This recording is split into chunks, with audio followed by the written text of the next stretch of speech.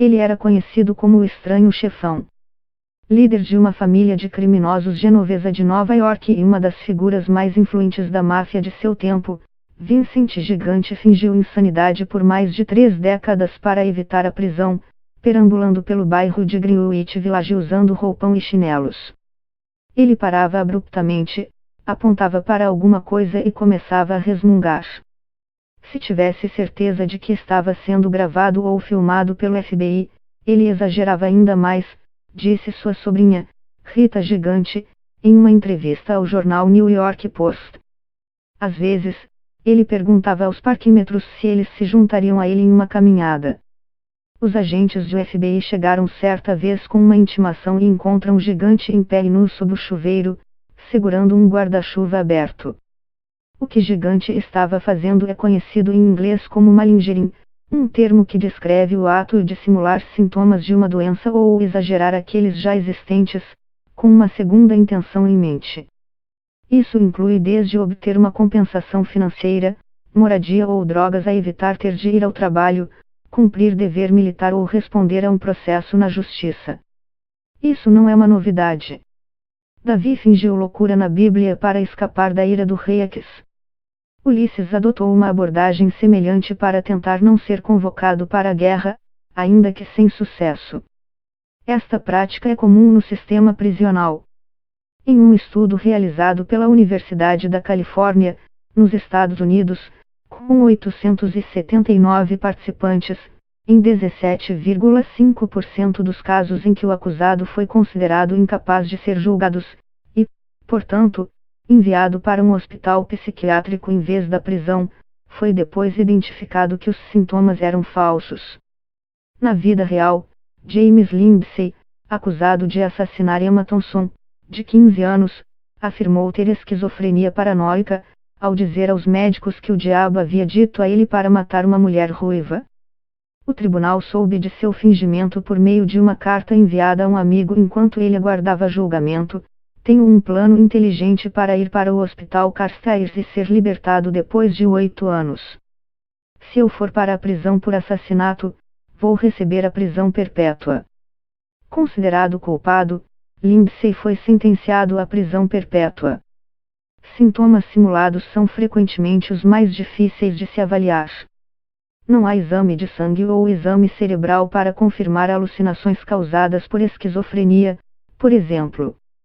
O estrangulador de Ilcid, Kenneth Bianchi, simulou um distúrbio de personalidades múltiplas, agora denominado transtorno dissociativo de identidade, para culpar seu alter ego Steve pelos assassinatos que cometeu. Sua farsa acabou sendo descoberta, mas não antes de psiquiatras ingenuamente engolirem sua história, como concluiu o juiz do caso. A detecção da simulação começa por uma busca por exageros, contradições e inconsistências. Por exemplo, você deve suspeitar de alguém que relata alucinações auditivas debilitantes, mas não diz se sentir perturbado por elas.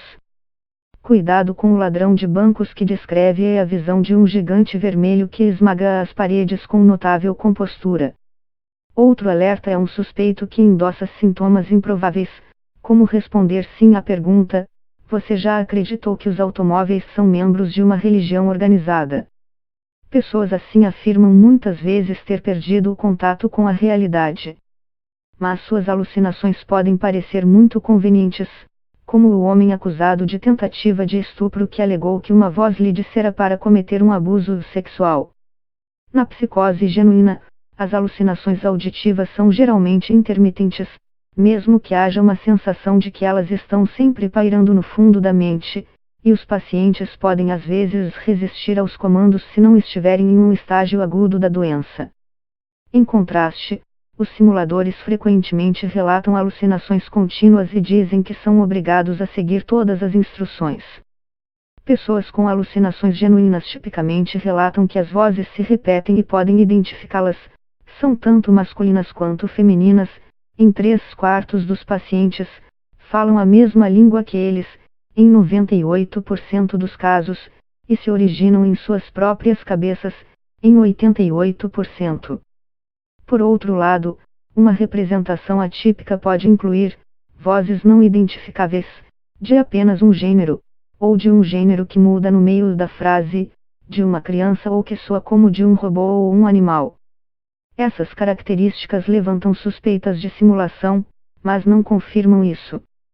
Relatos de alucinações visuais trazem pistas semelhantes. Na esquizofrenia, geralmente são em cores e de tamanho natural, sejam figuras religiosas, membros da família, animais, mas os simuladores tendem a relatar detalhes exagerados. Acabei de ver o grande pássaro. Ele tinha 100 metros de altura. Pacientes em abstinência de álcool ou com degeneração macular ou esquizofrenia podem ter alucinações com figuras pequenas, animais ou pessoas, como nesta descrição genuína feita por um alcoólatra de 25 anos. Eles tinham cerca de 30 centímetros de altura, com divertidos vestidos coloridos, rostos estranhos, olhos e bocas grandes. Alguns deles também usavam óculos. Portanto, mesmo com essas regras gerais, identificar a psicose genuína continua sendo um desafio. Um único elemento fora do padrão não confirma um fingimento, mas cada um aponta, no contexto certo, para essa possibilidade. Também é vital não presumir fingimentos e deixar de identificar um distúrbio mental autêntico sem mencionar que ambos podem coexistir. Para se ter certeza, o próximo passo é realizar um teste psicológico. Uma premissa básica pode ser surpreendente: alguns testes de memória e reconhecimento são tão fáceis que, se o examinado se sair mal, pode estar tentando fracassar propositalmente. Na forma mais utilizada desses testes de validade de sintomas, um entrevistado escolhe entre duas respostas possíveis. Um resultado pior do que a média, menor que 50%, implica que ele está optando por responder incorretamente, ou, pelo menos, uma falta de cooperação. Veja o exemplo de um teste simples, chamado moeda na mão, que mede alegações de amnésia profunda, que é relativamente comum. A perda de memória é alegada por até 45% dos acusados de homicídio e cerca de 8% dos acusados de outros crimes violentos. O teste funciona assim: o examinador segura uma moeda em uma mão com ambas as palmas estendidas. O suspeito está de olhos abertos e pode ver em qual mão a moeda está. É pedido então que o suspeito feche os olhos e faça uma contagem regressiva de 10 segundos. Em seguida, ele deve abrir os olhos e dizer em qual mão a moeda está. O examinador fechou as mãos, mas não mudou a moeda de lugar. Provavelmente, uma pessoa comum vai se sair bem. Mesmo pacientes com amnésia genuína grave devido à encefalite tiveram excelente desempenho no estudo original. Todos responderam corretamente em 10 tentativas. No entanto, os simuladores dão palpites. No entanto, há ressalvas quanto aos testes de validade dos sintomas, mesmo os mais complexos. Embora eles apontem uma falta de credibilidade, eles não podem prová-la, nem determinar o motivo disso. Alguns são melhores em excluir a simulação do que identificá-la.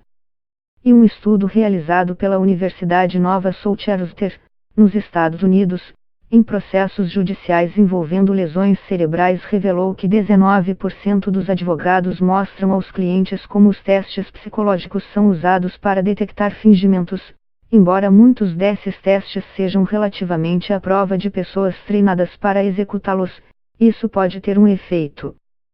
Recentemente, pesquisadores italianos testaram se era possível identificar uma depressão simulada ao analisar como os pacientes moviam um mouse de computador. Indivíduos que sofriam de depressão levavam mais tempo para realizar tarefas baseadas no mouse e em comparação com simuladores e mentirosos, relataram os cientistas, e sistemas baseados em inteligência artificial alcançaram uma precisão de até 96% na detecção de mentirosos. Abordagens modernas, seja por meio de exames cerebrais ou análises de ondas cerebrais, até agora se mostraram pouco confiáveis e são inadmissíveis no tribunal. Eles também levantam questões sobre possíveis violações de direitos constitucionais e humanos por potencialmente constituírem uma forma busca de pistas ilegal ou violar o direito à privacidade, de permanecer em silêncio, de liberdade de pensamento e a um julgamento justo. Essas preocupações éticas se estendem aos médicos, eles deveriam estar realmente atuando como caçadores de mentiras profissionais. Estes profissionais não são treinados ou têm a competência necessária para determinar se um paciente tem consciência de quaisquer inconsistências ou uma intenção consciente de enganar alguém. Em última análise, o tribunal deve decidir sobre os motivos e a credibilidade do réu, embora as opiniões médicas especializadas sejam cruciais para essa decisão. Como a Suprema Corte dos Estados Unidos decidiu sobre a admissibilidade da prova de polígrafo em 1998, uma premissa fundamental de nosso sistema criminal é que o júri é o detector de mentiras. Gigante foi condenado em 1997 a 12 anos por extorsão e conspiração para assassinato.